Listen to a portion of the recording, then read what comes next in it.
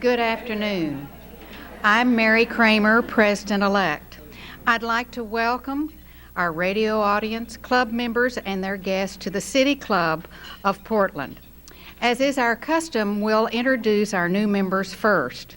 Please hold your applause until they've both been introduced.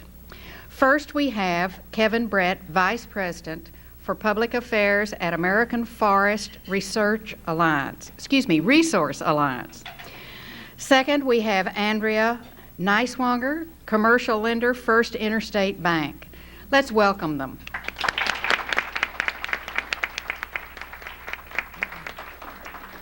We'd also like to thank club members Emma Suarez and Molly Bayless-Wu, who recruited these new members. A couple of special things I'd like to do today is introduce a couple of people who are very special to us. First, I'd like to recognize Nina Johnson. Nina, would you stand, please? Nina is our Executive Director, and this is her last day with us. She's been with us for 5.5 years, and she's a good friend to all of us, and she's been dedicated to City Club. Nina, best wishes and good luck, and don't be a stranger.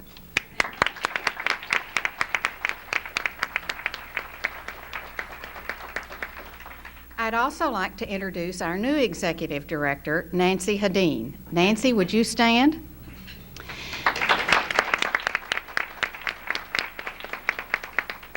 Nancy and Nina have been working for 2 weeks in a frenzy of passing on the history, the details, and the ins and outs of City Club.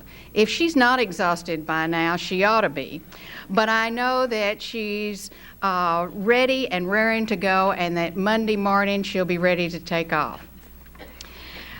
I have a few announcements for the club, too. First of all, Bill Lesh, our president, has appointed the nominating committee. It will be chaired by Phil Bogue, a former president.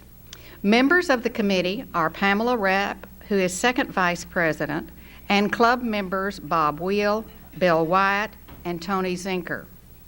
This year, 2 ad hoc committee members have been appointed. They are Catherine Holland and myself. If you have any recommendations for officers or governors, please send a letter to Phil Bogue at the City Club office. Be sure you mark it confidential. This week, we begin another series of open forums. This one is entitled Alcohol, Drugs, and Children.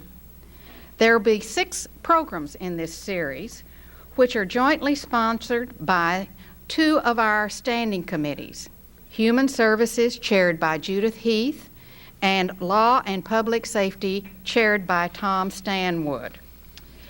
The first program is on Wednesday, March 28th, from noon to 1:30 at U.S. Bank Tower's 26th floor conference room. The speaker, Dr. John Schenkel, a Clackamas County psychiatrist, will speak on the nature of addiction.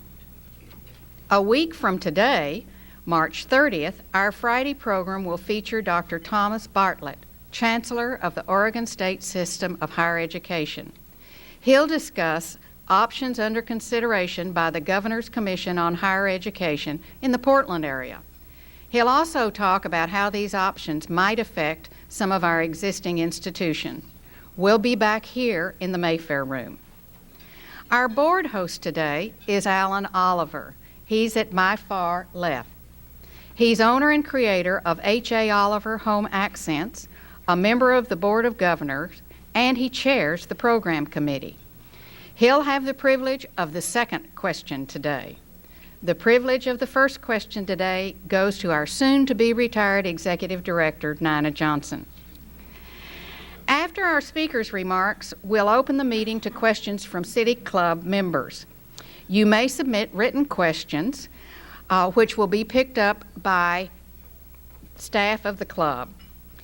We will also have the mics at the center of the floor, as we usually do, and preference will be given to those people who go to the mics. Today we're going to talk about opera in Portland.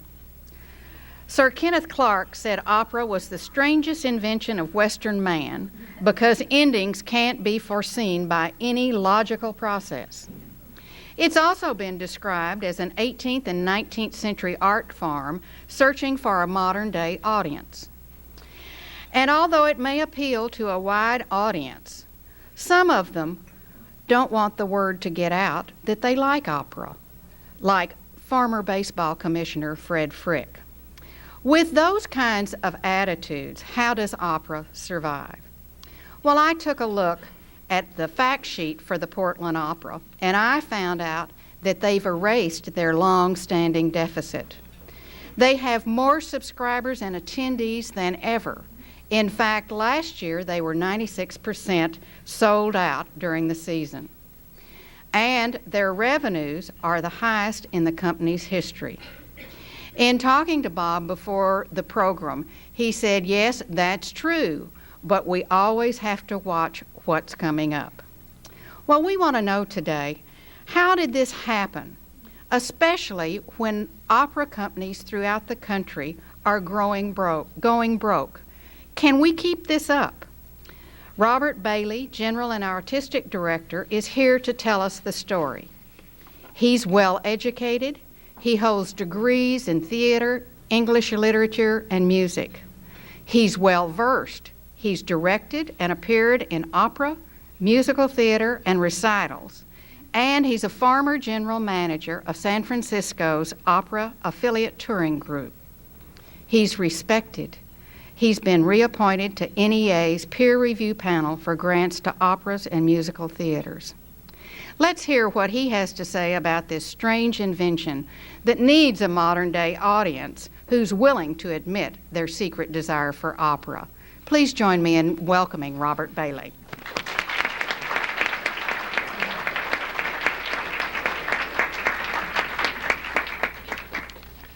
I saw that wonderful Kenneth Clark quote, and I'm sure glad I didn't use it. Well, it's a real pleasure to be back in front of the City Club. I thank you very much for this opportunity to bring you all up to date on the progress of the Portland Opera.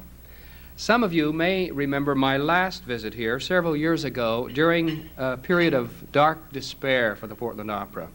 At that time, John Hampton was up here with me from our board of directors, and together we laid out our strategy for returning the Portland Opera to financial and artistic health.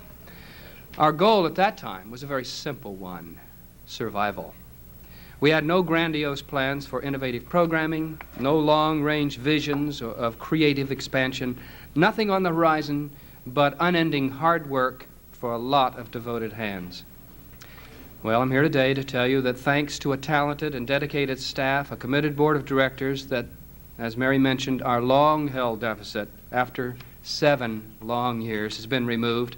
Season subscriptions are up, the artistic quality of our productions consistently higher, and the professionalism of the staff and board a point of pride. Portland Opera can now eagerly anticipate some exciting prospects for creative growth and expansion of our services to the community.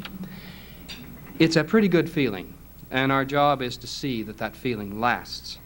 Making it last is largely dependent on having a clear artistic vision, and it is to this subject that I want to address my remarks today. In articulating an artistic vision, it's important to realize that it's possible to produce an outstanding season of opera that is a total flop. And I'll tell you why. Each city is unique in its traditions, its history, its demographics, and its cultural environment. What might create an enormous hit in New York, Chicago, or San Francisco could lay an enormous egg in Tulsa, Miami, or Austin. It's the responsibility of the artistic director not only to know his or her artistic resources and craft, but also to know the community in order to produce the right operas at the right time and in the right style for the specific public to whom the organization looks for support. In terms of the importance of knowing your artistic resources, I'd like to share a delightful little story with you, one of those mini opera anecdotes that I think demonstrates the point about artistic resources. It seems that a production of Tosca was being prepared in a small provincial city in southern Italy some years ago. The cast was all imported from major opera houses. The chorus and orchestra had local groups had slaved for weeks to get ready for the big opening performance. Most of the funds available for that performance had to be used to bring in the stars, and so rehearsal time was quite limited. But no matter, the lead singers all knew their roles. The director and conductor had worked with them before many times, and all were completely competent in their assigned roles. And because the conductor was also the stage director, another economy measure, and the orchestra a volunteer amateur one, even less time was available for actually staging the opera. Well, it came to rehearsal, final rehearsal night, and despite everyone's dedicated efforts, the rehearsal had to break just before the final scene. In the final moments of the opera, those of you who are familiar with Tosca, you'll remember that the volunteer chorus must appear on stage as soldiers this time to announce the murder of Baron Scarpia by Tosca and to witness Tosca's famous suicidal leap from the parapet of the Castel Sant'Angelo. Well, no problem, thought the director. The chorus knows the music quite well. We've drilled on it quite thoroughly, and I'll just give them some simple stage directions just before that last scene, and everything will go fine. So he proceeded to do just that, and he instructed his chorus to simply appear on stage at the appointed time and to watch the soprano who would be kneeling there beside her just recently shot Cavaradossi, and when she got up and moved, they were simply to follow her across the stage.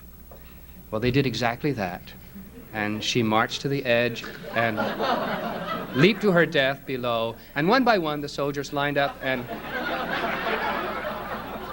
it was not a sublime moment for opera.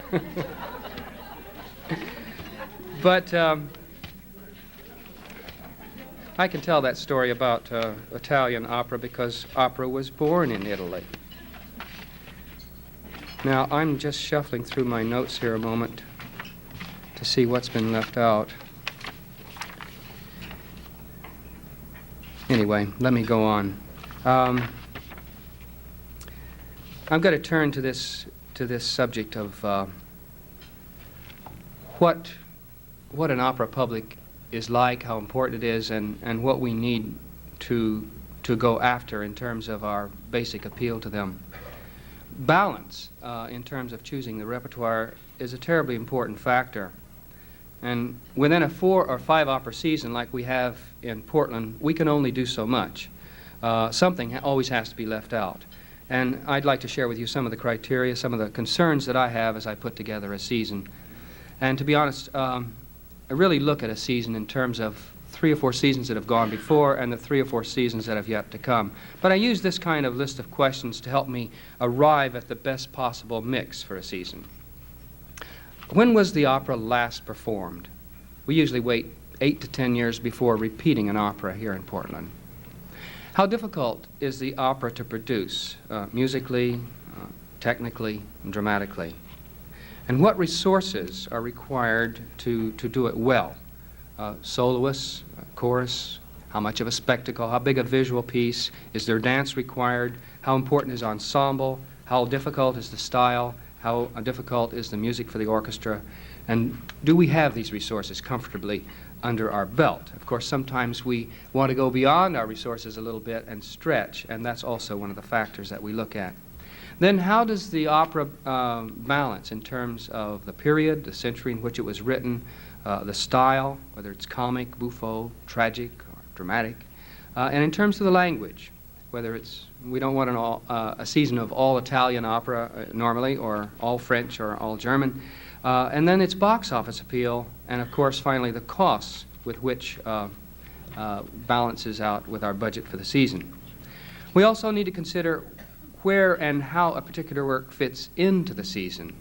We try to start our season with some kind of an opera with a strong name recognition, and we always try to end it with a kind of a upbeat, leaving people smiling and feeling very cheerful about the whole thing.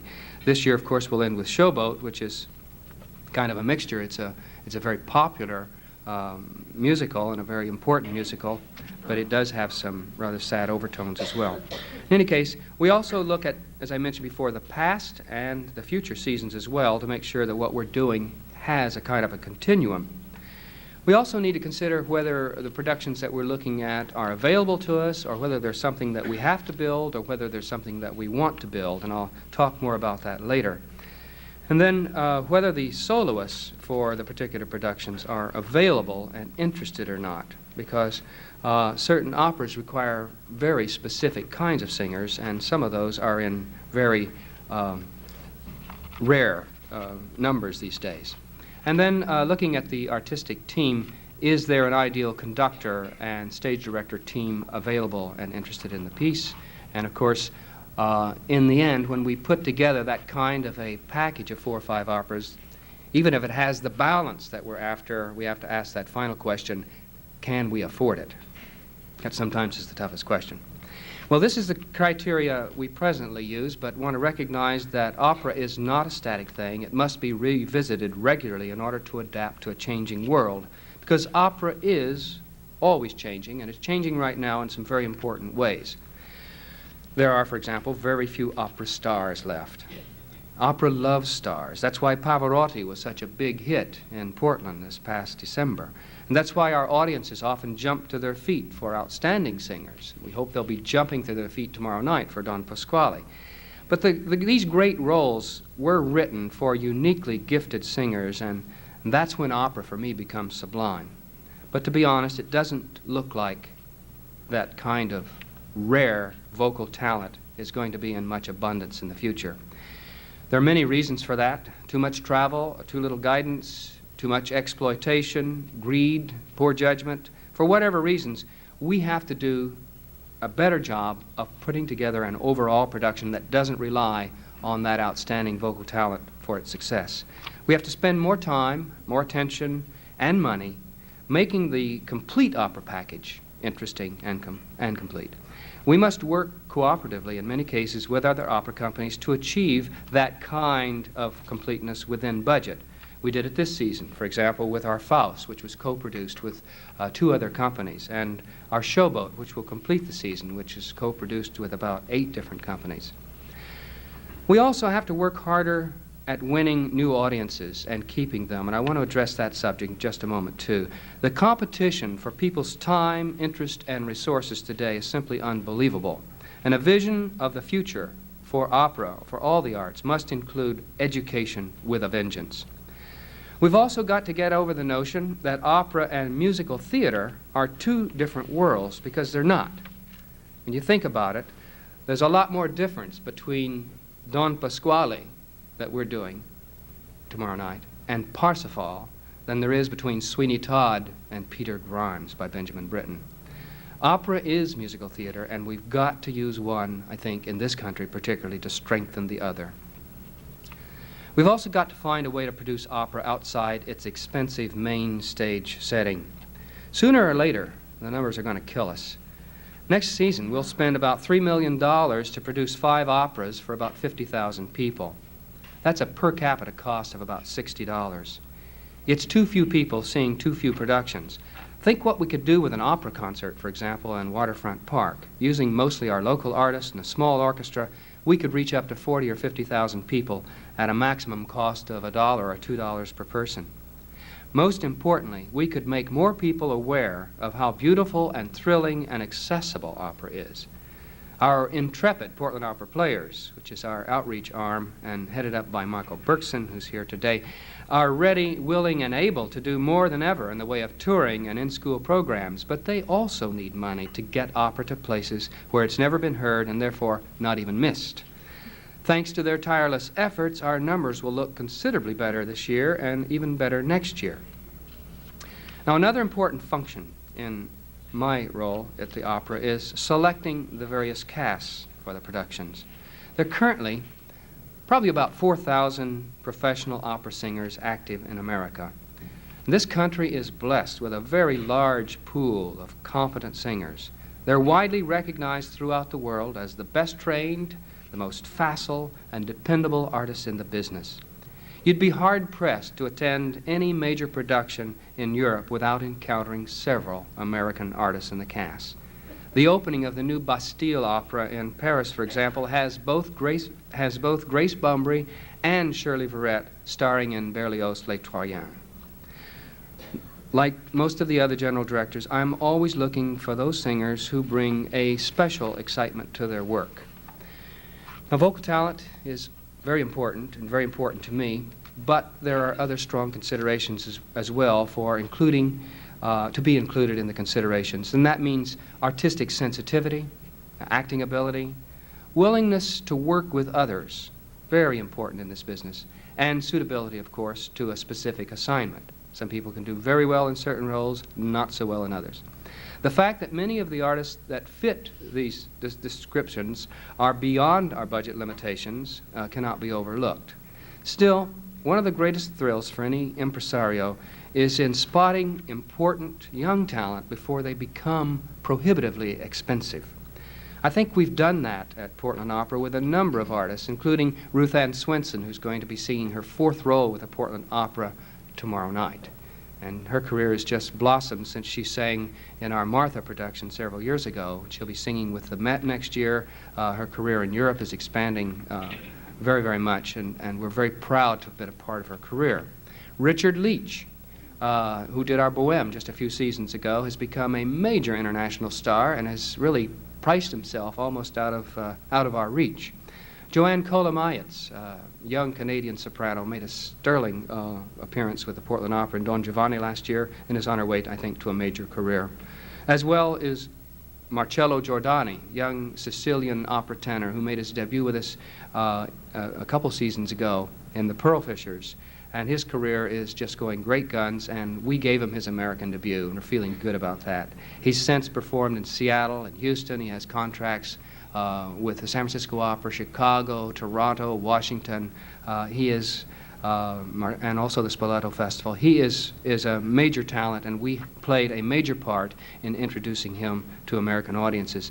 Joseph Gregor, fantastic Hungarian bass baritone, on many, many, many Hungarian recordings on Hungaritone, for those of you who collect opera recordings, had practically no exposure in this country at all.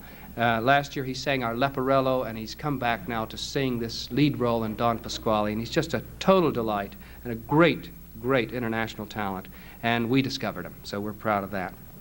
Next year, Maureen Flynn, a young soprano, is really taking this country by storm. She'll be doing our Gilda, and she's had good success with that role, but obviously an appearance on the West Coast with the Portland Opera will also further her career, and we're taking some part in that. So, in summary, let me just say that the final artistic choices for repertoire and for casting are somewhat objective. They're incredibly affected by timing and budget, and they're never made without some risk.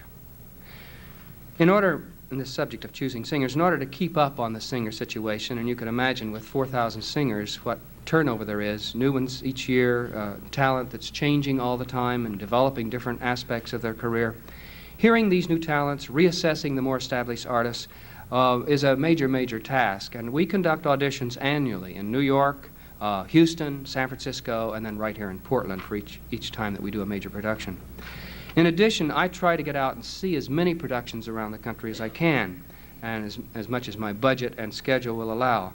This past season, because of my work with the NEA on-site evaluation assignments, I've attended many productions throughout this country: San Francisco, San Diego, Seattle, Houston, Austin, Philadelphia, Baltimore, Columbus, Washington, D.C., New York, Minneapolis, Las Vegas, and Reno. Seeing artists in productions is by far the best situation for evaluating their performing ability. And the combination of these auditions and then the live performances that I see gave me the opportunity so far this year to hear about 400 singers, and several of them will be bringing to Portland as a result of my seeing them in performance. In terms of planning the season's repertoire, I want to mention that a very, very key factor is this strong awareness of the community's level of sophistication and interest. And how do you measure that? How do you get a handle on that? Well, one can come up with a host of theories on this subject, but the only sure way that I know is pointed out by Mr. Gatti Casazza, who reigned over the reigned over the Metropolitan Opera from 1909 until 1935. And after he retired a few years, he wrote a book called Memories of the Opera. And he has this quote, which I think is very much to the point. And he writes, "Verdi judged all operas, including his own, by their measure of success with the public. Well do I remember the day, it was in 1898, when Verdi gave me this bit of advice. Quoting Verdi, "Read most attentively," emphasizing each syllable, "the reports of the box office. These, whether you like it or not, are the only documents which measure success or failure, and they admit of no argument and represent not mere opinions, but facts. If the public comes, the object is obtained. If not," I can imagine an Italian shrug here, "the theater is intended to be full and not empty, and that's something you must always remember." And that certainly guided Mr. Gatti Casazza in his career. So, one must keep an eye on the box office. But does that mean you never undertake any risks? Absolutely not. As a matter of fact, watching the box office in the long run allows you to take more risks, and certainly more calculated risks. The challenge for me of selecting the repertoire is similar to planning a good meal. If you want your guests to have an enjoyable time, you need to know something about them. If you want your audience to have an enjoyable experience at the opera and renew their subscriptions, you have to know something about them, otherwise you're courting disaster.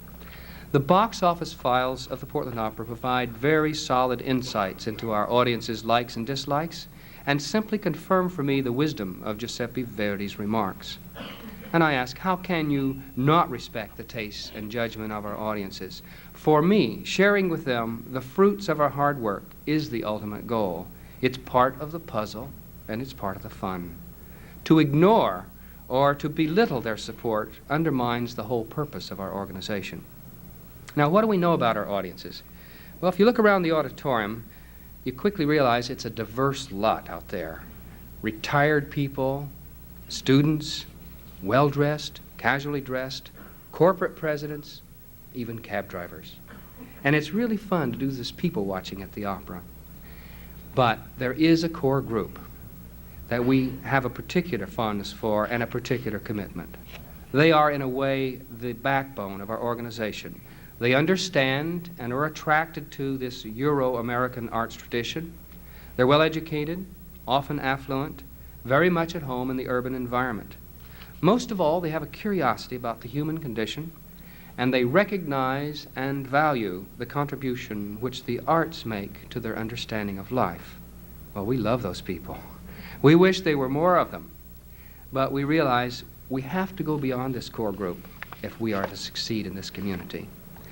Now, the next ring of individuals, just outside this inner hub, if you will, is not so loyal, and they're not so involved, and they're not so knowledgeable, and they're not so comfortable with the opera. Nevertheless, they're willing, on a selective basis, to give us a try. Many of them came to see Aida, for example, last fall that opened our season. About 3,000 of them, as a matter of fact. So many that we had to add a fourth performance. This kind of almost grudging acceptance of opera, and you sort of mentioned that a little bit, Mary, at the beginning, it's not a new phenomenon among English-speaking people.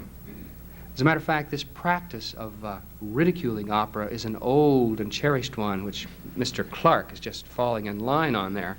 Joseph Addison, of Addison and Steele, they published The Spectator in 1711, wrote the following about the increasing popularity of Italian opera in London. And he wrote, "Our great-grandchildren will be very curious to know the reason why their forefathers used to sit together like an audience of foreigners in their own country, to hear whole plays acted before them in a tongue which they did not understand." His fellow Englishman, Samuel Johnson, was even less kind. He defined opera for his fellow Britons as simply an exotic and irrational entertainment. Now, of course, Mark Twain, our favorite American writer, takes second place to no one when he cites a target for his humor. And in his book, A Tramp Abroad, he tells about his first encounter with a Wagner opera in Germany. And he writes, "The banging and slamming and booming and crashing were something beyond belief. The racking and pitiless pain of it remains stored up in my memory alongside the time I had my teeth fixed." Later in the chapter, Twain turns his attention to his fellow Americans, whose frail attempts at sophistication do not escape his barbed wit. He writes the following: I've since found out that there's nothing the Germans like so much as an opera. They like it not in a mild and moderate way, but with their whole hearts. Now, this is a legitimate result of habit and education, and our nation will like opera too by and by, no doubt. 1 in 50 of those who attend our operas likes it already. Perhaps, but I think a good many of the other 49 go in order to learn to like it, and the rest in order to be able to talk knowingly about it. The latter usually hum the airs while they're being sung, so that their neighbors may perceive that they've been to the opera before. The funerals of these do not occur often enough. So we admit that opera in this country was, and probably still is, perceived to be an imported art form, not something we really need. But that language issue, which Mr. Addison raised in his periodical 279 years ago, is being attended to. We move slowly, but we do move. Since 1984, the Portland Opera has been providing a projected English translation above the stage for all of our foreign language operas. And those who've been there know what a boon that's been. It's done marvels for our marketing efforts. This current 25th anniversary season, we retained 89% of our former season subscribers, one of the highest proportions in the nation. And everyone in our audience can now follow the various twists and turns of character and plot development and need not worry about humming the tunes to show that they've been to the opera before. But let's talk a little more about these cautious opera goers. Who are they? What motivates them? And what is it about opera that attracts them? And what turns them off? These are the kinds of questions, by the way, that we asked in preparing our marketing campaign for the upcoming 1991 season, with some very talented and creative people at the outstanding PR firm of Borders, Perrin, and Norander. You can get a sense of the direction we are heading by looking at the brochure, which I think we've placed at each of your tables. Now, in developing this campaign, we began by making some assumptions, and I'd like to share some of those assumptions with you. We made the assumption that opera can be enjoyed by a broad public. The popular operas of Verdi, Puccini, Donizetti were just that, popular. These composers were the Bernsteins, the Webers, the Sondheims of their day. We're producing a product that was and is still fundamentally enjoyable and accessible to a large slice of the general public. Now, we have to make that assumption, and we do. Secondly, opera is in a growth phase. This is not an assumption, this is a fact. There are more opera companies, more opera performances, more opera attenders than at any other time in our history. Opera's growth has been steady and consistent for the past 20 years. Its appeal is increasing. The baby boomers are maturing, and they're looking for more unique, life-enhancing experiences, and we've got it. Opera's primary problem in this country, another assumption, is not the product itself, but the perception or misperception that many people have about opera, and we have to change that perception. Marketing opera has never been more competitive. Another fact, not so much an assumption. We're not competing now just with the symphony or the theater or the dance. We're competing with everything. We're competing with sports, outdoor activities, movies, family activities, and that phenomenon now that's being identified as cocooning. People staying at home, entertaining at home, enjoying their family and friends at home. We're competing for people's time and resources. Opera music theater, another assumption, is coming closer together. The National Endowment for the Arts recognized this several years ago. Not only are opera companies now producing musicals on a regular basis, but the talent resources are being shared as well. Remember Judy Kay, who starred last year in Our Merry Widow. She just completed an extended run on Broadway in Phantom of the Opera.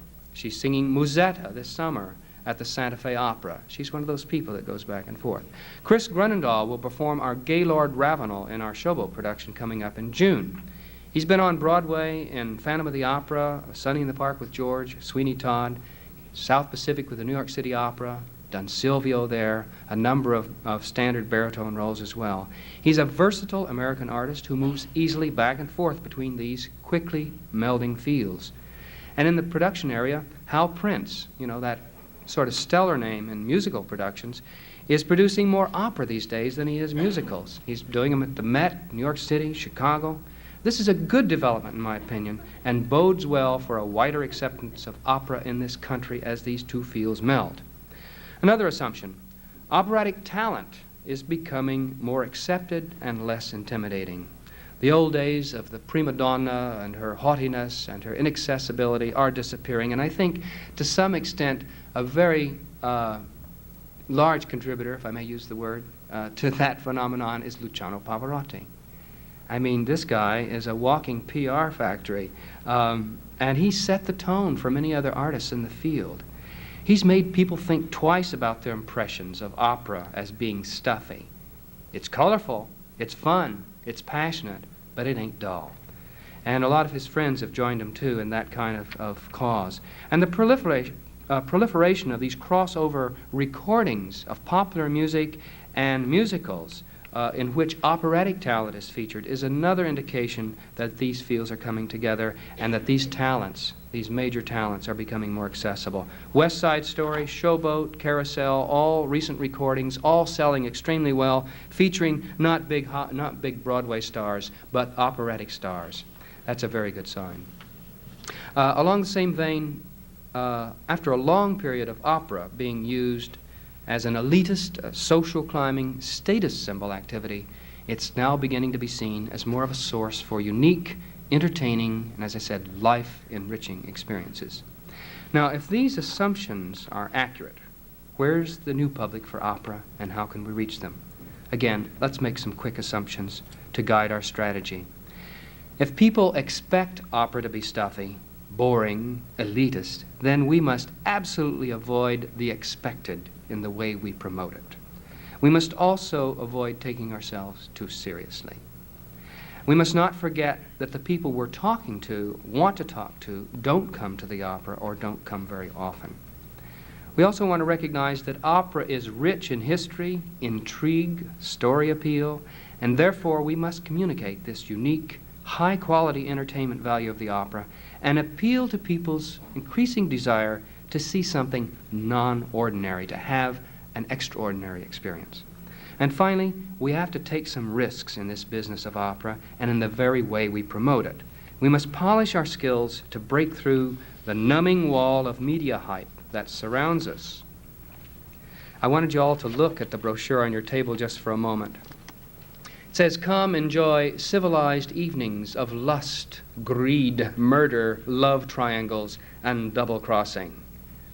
Note the play on words, the lack of stuffiness, the invitation to smile, the rewarding of the reader's intellect. The concept for this is clear, simple, readily adaptable, and very important to our program. So, we don't think that opera's dead by a long shot, and we don't think it's going to be easy selling it. We think we've got our challenges ahead of us, but we also feel that we've made a lot of progress and expect to make more. And I just want to say that for me, opera with its spectacle, with a human voice, lifts our hearts and spirits more directly, has more impact on me than any other medium, and I know that that's what keeps us all coming back for more. Joseph Campbell wrote in his very popular Power of Myth, "People say what we're seeking is a meaning for life. I don't think that's what we're really seeking," he writes. "I think what we're seeking is an experience of being alive, so that our life experience on the purely physical plane will have resonances within our own innermost being and reality, so that we actually feel the rapture of being alive." And it's that rapture that the opera is trying to create. And to remind people that they are human beings, they have feelings, and must never let those feelings be numbed. In conclusion, I wanted to point out one thing that you may have seen it yesterday in the New York Times or in the Oregonian, that our Bush administration is pushing for acceptance of the National Endowment for the Arts, continuing reauthorization without any restrictions. And I think that's a very good sign. It's an indication that the winds are beginning to shift a little from last fall. So I look forward to the day when this country, including our Congress, will endorse a perspective on the arts which is stated so beautifully by Alan Bloom in his controversial best-selling book, The Closing of the American Mind. And I'd like to use this quote to close my formal presentation.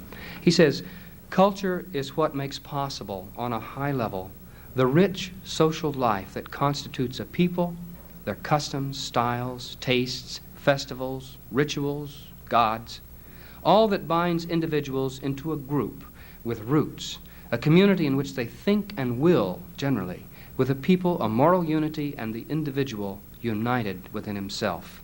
A culture is a work of art, of which the fine arts are the sublime expression." Thank you very much.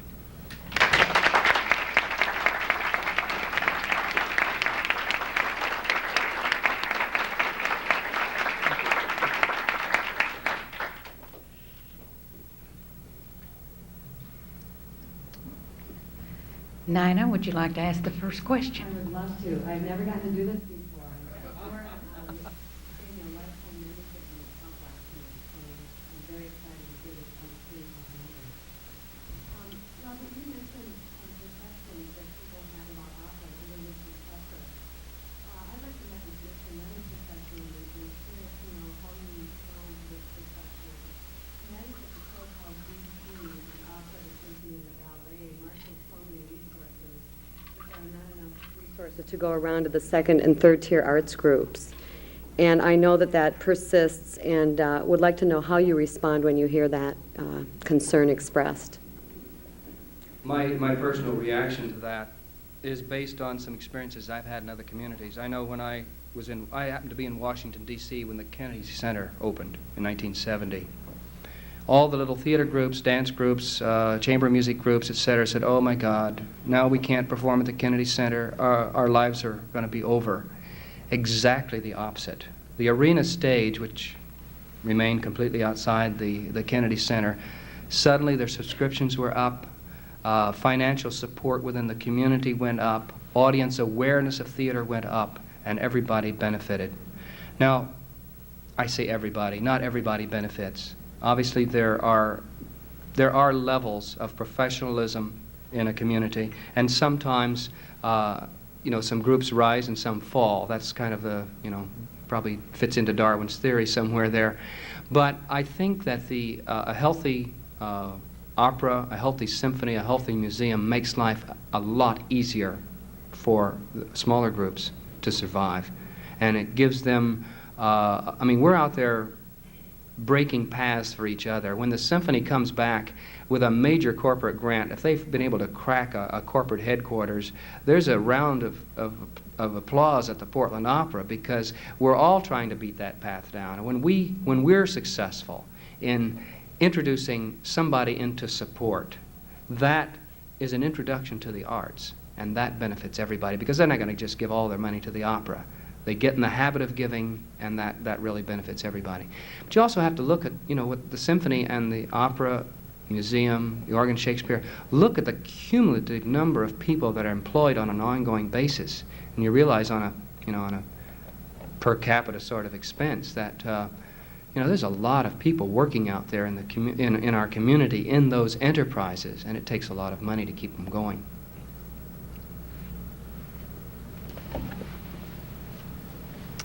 Alan Oliver has the pleasure of the second question. Well, it was a delight to be able to give Nina the privilege of the first question today. And I do want to express the program committee's appreciation to Robert Bailey for his willingness to present at such short notice and to do such an excellent presentation for us. My question, Robert, has to do with an earlier time when you appeared before the City Club at an open forum, in which you were saying some fairly disturbing things about your relationship as the opera with the commission that administers the Performing Arts Center, the Expo Recreation Commission. I was wondering in the interim how that relationship has developed and what you see as the future for that. You people ask good questions.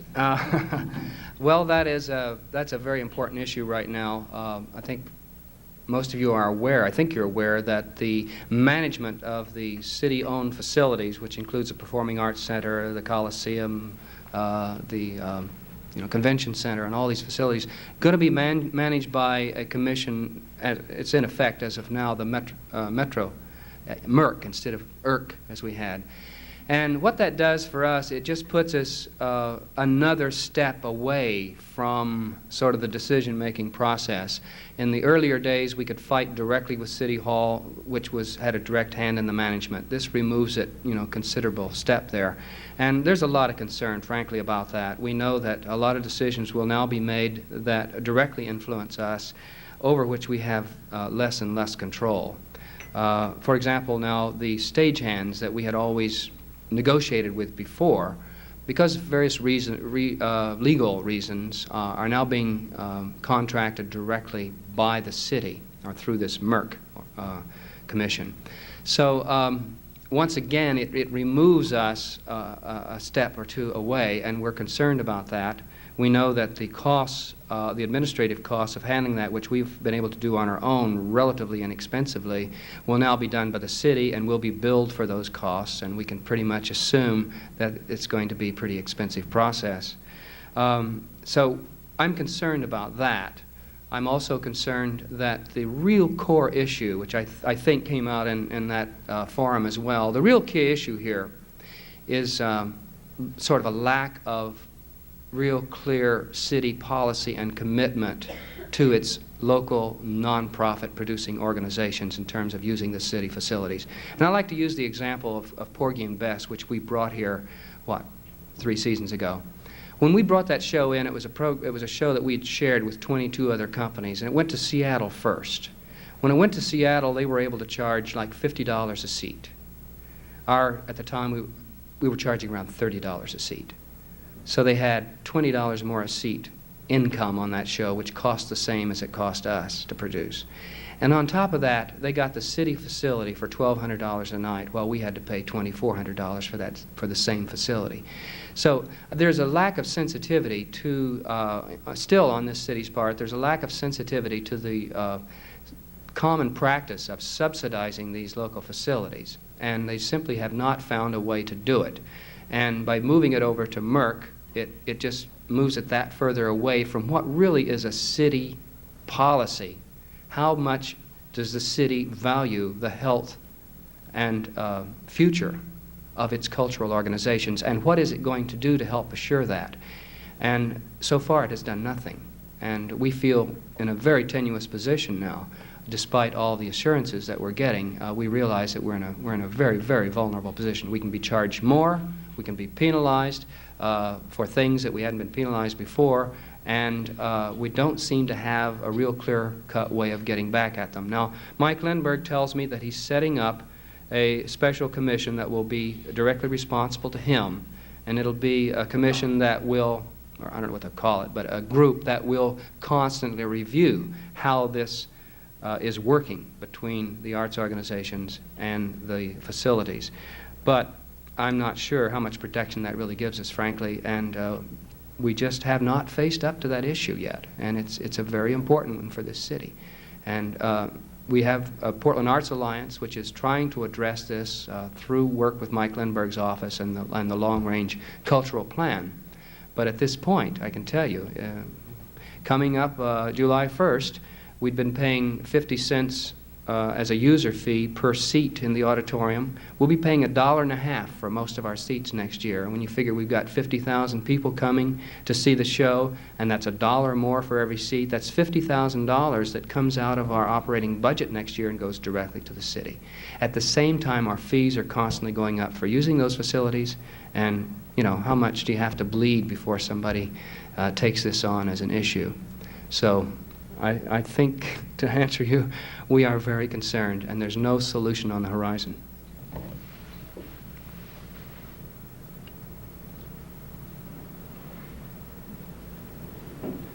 I'm Don Sterling, Mr. Bailey, City Club member. In the light of the criticism that blew up over the way blacks were cast in Aida, what plans do you have for the casting of blacks in Showboat? Here we all work on the Mississippi while the white folks play. How are you going to handle that very clear division between blacks and whites in Showboat. Yeah, believe it or not, it's a much easier issue with Showboat, because Showboat is a racial. I mean, it is directed at racial issues. Well, Aida is not. I mean, Verdi was very unaware of it and was not. He was writing about clash between warring groups, not between racial groups. With Showboat, it's a much easier issue. It's very clear how these roles are to be cast. It's very clear what the points that are being made in the production. So in a way, it's much clearer. But that little turmoil that erupted there around Aida has definitely affected, I think, all the arts organizations in Portland. And frankly, it shouldn't just be limited to the arts. I think that we need heightened sensitivity to racial issues in this city. The Portland Opera is very much aware of that. We've done a number of things. We've been much more conscientious. As innocent as we felt we were in the case of Aida, it definitely heightened our awareness of what we needed to do to build more bridges in the community. We have a number of advisors and collaborators with us on the Showboat from the black community. For example, Darrell Milner, who heads the Black Studies program at Portland State, is also very knowledgeable about the black film industry.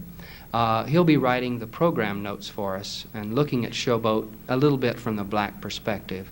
Mike Berkson, our education and outreach director, is working with Karen Patterson to see that some of our programs are targeted and do get out into the black community. And of course, for our auditions, we have just auditioned all over the city. We've contacted churches and art centers and schools and fellow actors and dancers, and we've really had a very, very in-depth, intense recruitment for this show. And I think, unlike Aida, I think Showboat is going to be kind of a celebration in a way of the black artists and the white artists being able to work together on this show and making a very, very relevant point for our time about the blacks in our society. Thank you.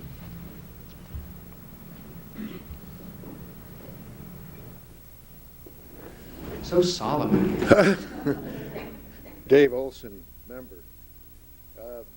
Maybe you might break up the solemnity a little if you talked about children's audiences and how do you get children involved. I'm sitting at the table with a man that went to the Metropolitan for $1.50 and could sit in box seats for 50 cents when he was a kid. He's an opera enthusiast today. Mm-hmm, that's right. Let him try to get that seat at the Met today.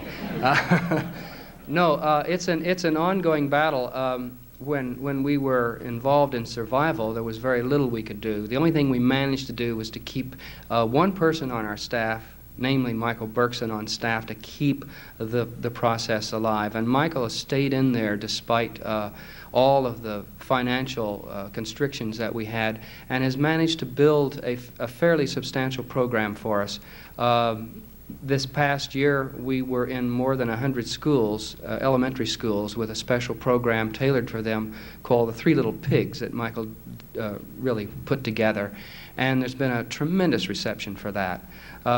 We also bring, last night, we had a dress rehearsal for Don Pasquale. And we had, I don't know what the numbers were, but up to 1,200 students from the surrounding area come to all of our dress rehearsals. So that's 5 times a year. So roughly, we can introduce roughly 6,000 kids in that way. We work through their teachers. We provide them with study materials for those that are willing, able to do it. We try to work with the teachers if they want some specific things from us, and to generally use them as part of our resource.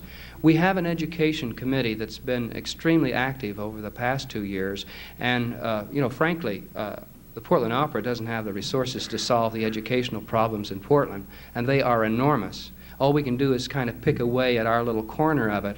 What we're trying to do is to see that more kids get a chance to experience high-quality entertainment, musical theater. That's our specialty.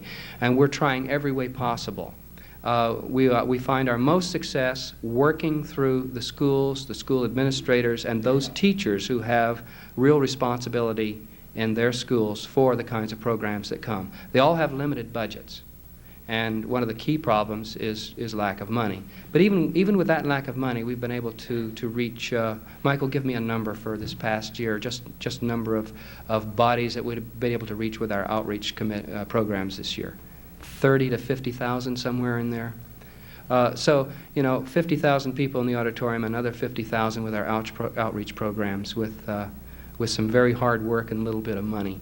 We're always looking for more ways of doing that. Obviously, the kids are not getting the arts in the schools like they used to and like they should. And can that situation turn around? Maybe if we stop building so much armament, there'll be a relook, as we all hope, at the budgetary priorities in this country. More money will be able to be freed up for giving children a more thorough, broad education that includes the arts. You may not hear about a lot of our education programs because they're done, they're done in schools. But those of you who have children, and we're hopeful that you hear about it and they bring things home and talk to you enthusiastically. I'm Herb Crane, a member, and because of the nature of the question, I think I better identify myself as also a member of the Opera Board, because my question is not a kind one to this audience. Despite the fact that Megatrends 2000 tells us that the arts, the fine arts, are the surge of the country in the present decade. Despite that, Portland and Oregon continue to be at the very bottom of contributors to the arts on the West Coast. On a per capita basis, I'm not talking about dollars unlimited, on a per capita basis, our community, our state, and I'm referring then to private individuals, businesses, and the governments itself, gives a niggardly 20% of what other communities on the West Coast do. Have you dealt with this in your planning? Obviously, I know you have. And how do you propose that we, as City Club people and other members of the community, be reached to deal with this? Without the money you were just referring to, the things that everyone wants, education and all that, don't happen. I'd like you to address that to this audience, please. That's a tough one, Herb. Talk about getting solemn. Well, actually, this community doesn't look very good. You're right. If you look at private support and corporate support. There's one area where we do look good, though, on a national level, and that's with our foundation support. To be honest, I don't think you would have very many healthy arts organizations in this city today and without the presence of the Fred Meyer, the Childs, the Murdoch, some of the Higgins, the Collins foundations. These foundations are carrying an enormous load. The problem with these foundations is that they're sort of finite. They're able to do a pretty good job right now, but they're not going to be able to increase very much. And most of the grants that we've been able to achieve, particularly from the Fred Meyer Trust, have been very targeted grants that have been aimed at challenging and developing a broader base of support from individuals and corporations. In other words, give us a new dollar and Fred Meyer will match it, that kind of thing. And that's the strategy. It takes a long time for that to work. It's not happening overnight. And in my own opinion, I think it's a problem more of infrastructure than anything else. Having lived in Boston and Washington, D.C., San Francisco, I know what it's like to be in cities where there is an infrastructure in place, where there are people who care about the arts and are willing to stand up and speak their piece and are willing to put their own personal fortunes behind things that they believe in. And that kind of infrastructure takes a long time to build. We don't have it in Portland. And there are some corporations here, some profitable corporations, that are giving at levels not substantially different from what they've been giving for years and years and years, even though, the opera's budget has doubled, the symphony has probably tripled just since I've been here, the last 8 years. And yet that income from these corporations has not really kept pace. And the foundations have, in my opinion, have been taking up the slack, but that is a limited time period on that. And unless we can, in the next short period of time, if we can't build that base, then you're going to see some rapid shrinking. In fact, there's already signs of it happening right now. What happens, Fred Meyer comes in, or Collins, or whatever, and they give you a nice boost, and you rise up, and you're there for a while, riding on the crest of that grant. But if you aren't able during that period of time to build that base of support under you, you come right back down. And when you come back down, what does that mean? It means programs get cut. It means people get laid off. It means that long-range visions suddenly get snipped in the bud. And when that starts happening, there's a demoralization that sets in the whole community. We've been through that already. We think we're coming out of it. But my warning is that we're coming out of it because of some short-term beefing up that we're getting from the foundations without building that critical base of private and corporate support. We're going to be in the trough in a very, very bad way, and it's going to be in this decade that the arts are going to have one of the worst crises they've ever had. That's my forecast. Now, what I'm doing about it, obviously, is trying to build that infrastructure. We're working with the Business Committee for the Arts. We're trying to raise their awareness and work with them to develop some programs that help raise that corporate awareness of the problem and how to solve it. And within our own opera group, we're trying to work on targeted corporations, targeted individuals, make them more aware of what our needs are, how they can contribute, why their contribution is important, and what we can do for them. And, we're successful with corporations, particularly, banks and retail corporations that are looking for fairly wide visibility in the community, because we can offer them quite a bit of promotion for their dollar. But there are a lot of companies that are here, they have employees here, they're profitable, they're doing very well, they like the community, but they don't see the arts really as critically important enough for them to invest very much money in them. If we don't increase the people that think that way, Portland will be a disaster area for the arts. There's no question. That's a happy news, isn't it? No, it's not happy news, but you have given us a little hope that you all are out there working, and maybe some of us can join you. Please join me in thanking Robert Bailey. We are adjourned.